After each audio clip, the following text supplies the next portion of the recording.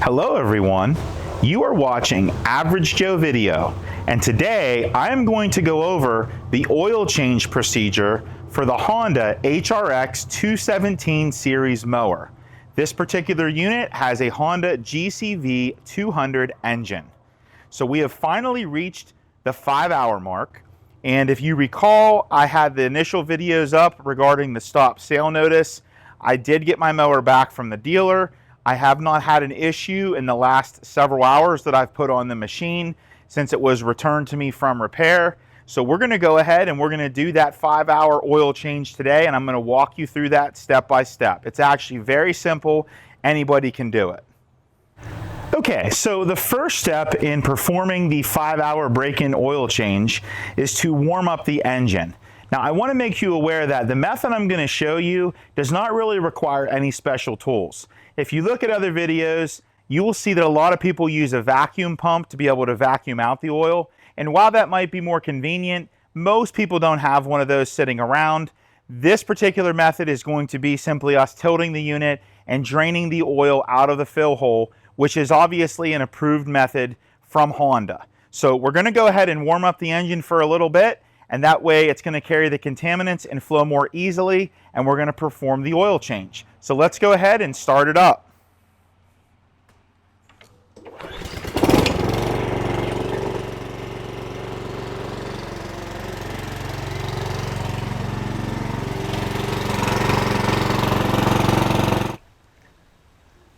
Okay, so we've allowed the engine to warm up. The next thing I like to do as a precautionary measure is I like to turn off the fuel shutoff valve whenever I'm tipping the unit. You can shut off the fuel by simply moving this lever clockwise so that this portion is perpendicular, like so.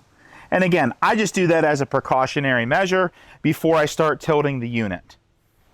Next, you're going to want to place some cardboard on the ground on the side of the mower that has the oil fill. So I'm going to go ahead and place some cardboard there. And if you're wondering why are you putting cardboard there, that's because I'm actually going to position that slightly under the wheels so that whenever I tip it, I don't risk scratching the deck. You can see that I already have some scratches just from the mowing that I've done, but I don't want to scratch it even more, so I usually move the mower just slightly on top of the cardboard. That way when I tip it, I'm not going to rub the plastic on the cement. Okay, the next step is to have some container to drain the oil in. And you want to make sure that whatever oil you drain out, obviously, you are disposing of that properly. Take it to your local auto center for recycling or another source that offers oil recycling. You definitely don't want to let that out into the environment and cause harm. I personally like to use these half-size steam pans because they're extremely cheap and I don't have to clean this out that much. I can just let the oil drain. So that's what I'm actually going to drain the oil into. Notice that I positioned the pan slightly further away from the unit. On these GCV200s, because the fill tube is much higher, you actually get oil coming out a little further away than on the older units. Okay, so the next step then is to simply unscrew the dipstick, which is also the oil fill area, like so. You want to have a rag handy to wipe that off so that you don't have a bunch of oil everywhere. Be careful because, again, that oil is going to be hot. So I'm going to go ahead and I'm going to set this to the side. I don't want to set it on the mower and I don't want to set it on the cardboard unless I'm certain that that's going to be out of the way of the mower and me shifting everything. So I usually just set that off to the side on top of the rag so that it does not get contaminated. Okay, so now I am ready to go ahead and tip the unit. And the goal obviously is to get the oil to land in the pan, which is what my goal is the entire time. Remember, you want to make sure, and of course the wind's acting up there, you want to make sure that you're careful as you tip it. You may need to reposition things just so that the oil lands in there. And you do get the hang of it after a while. So I'm going to go ahead and tip it on its side. And you can see that the oil is going to start draining. I'm going to move the pan a little bit further out so that it can drain. Like so. And that oil is pretty dirty. But again, that's the first 5 hours of use, and that's what Honda calls for.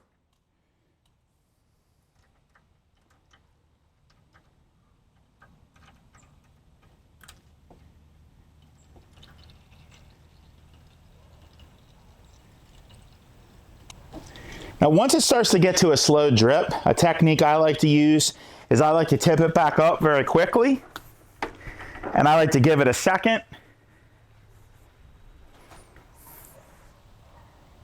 And the reason why I do this is because if I tip it once again, I'm actually going to get some more oil that comes out of it that settles. So I do that a couple times just to get as much oil out of the unit as possible. So now that I've allowed it to sit a moment, I'm going to go ahead and I'm going to tip it again.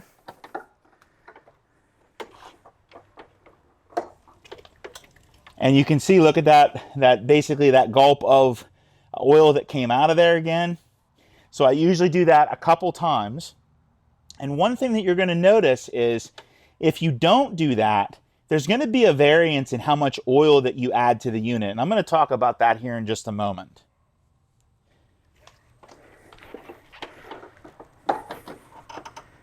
And there is no doubt that when they redesigned these GCV engines, I know that this oil change process is definitely a lot easier with the higher fill tube, because on the older model, inevitably you had oil along the deck unless you were really quick at it. But again, it's not like I'm doing this more than just once per season. So I'm going to go ahead and tip it again.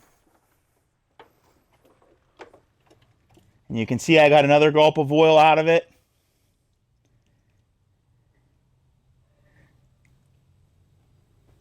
Tip it back up.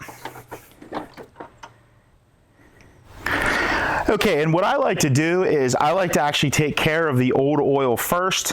So I have an old windshield washer fluid container, an empty one. I have found that these work great for putting old oil into them. Then I can take it to get recycled that way. You will notice I'm using the orange gloves again. I'll leave a link to those below on Amazon. These are great gloves. They're by Gloveworks. It just keeps everything nice and neat and clean. So I'm going to go ahead and dump my used oil and take that out of here first. And be careful, because that aluminum is going to be warm from the hot oil. You can see that oil was pretty dirty. And remember, these small engines don't have an oil filter, so there's really nothing that's going to filter out any of the contaminants. So that's why it's so important to get that oil out of there as soon as possible. Okay, so it's now time to go ahead and fill the unit with oil. I do want to mention, if you haven't already, please consider subscribing to the channel, and if you could hit that like button, that would be much appreciated. So the type of oil that we're going to be using in this particular case is just Valvoline conventional motor oil, and I am using 10W30, which is basically Honda's recommendation for general use. I will tell you that obviously they recommend you use Honda branded oil. Certainly that's not a bad thing, but I've never used Honda branded oil. I've always used a quality name brand. Keep in mind it's not holding very much. So this particular quart of oil is going to last for several oil changes. Okay, so the first thing I'm going to do is I'm going to position the funnel here in the fill tube. And then I do want to mention that I just use one of these cheap plastic measuring cups. And I just reserve that for measuring out oil. But I also want to mention that Honda recommends 12 to 13.5 ounces of oil. And if you're wondering why there's such a variance, you want to make sure that you drained as much of the old oil out as possible. I'm actually going to start with just putting in about 12.5 ounces.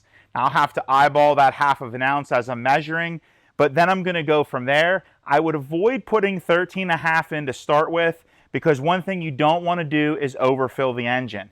And it goes without saying, you want to make sure that you're on a level surface when you're filling it and checking it, and you want to allow a few minutes for the oil to settle before you start adding additional oil. Okay, so I'm going to go ahead and add the contents that I have here. Once again, this is approximately 12.5 ounces. If you're not sure and your particular measurement cup has 12 ounces, you can always start with 12 and then add some. Once again, a large part of that is dependent upon how much of the oil you've actually drained out of there. So sometimes people are in a hurry with this process. They don't drain out the entire amount. There's always going to be some amount of residual oil. So that's why Honda is giving you that range.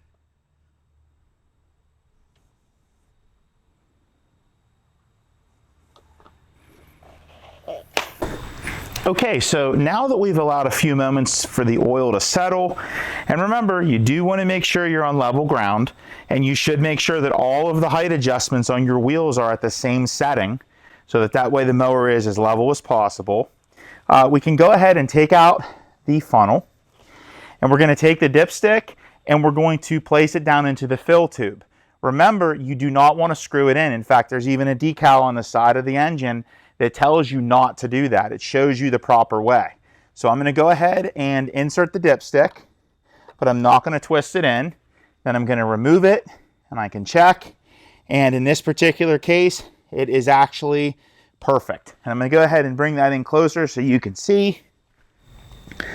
Okay, so it's a little tough to see that on camera, I'm sure, because of the glare and trying to focus in on it, but it is actually perfect. Because of the fact that it is dead on right now, I think the next time I will probably do exactly 12 ounces, because I think in this case I was just lucky that I eyeballed it and I put what I thought was 12 and a half. Once again, it's a lot easier to put in less oil and go with the lower end of the range than it is to put in more and realize that it's over.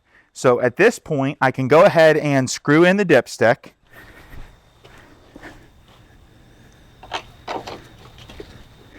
Just make that snug. You don't want to over tighten it. And that is basically all there is to it. So that is the 5-hour oil change on the Honda HRX217. But more importantly, this would be applicable to any Honda GCV200 engine. So once again, if you like this video, please give it a thumbs up, and I encourage you to subscribe to the channel for more videos like this. Thank you for watching.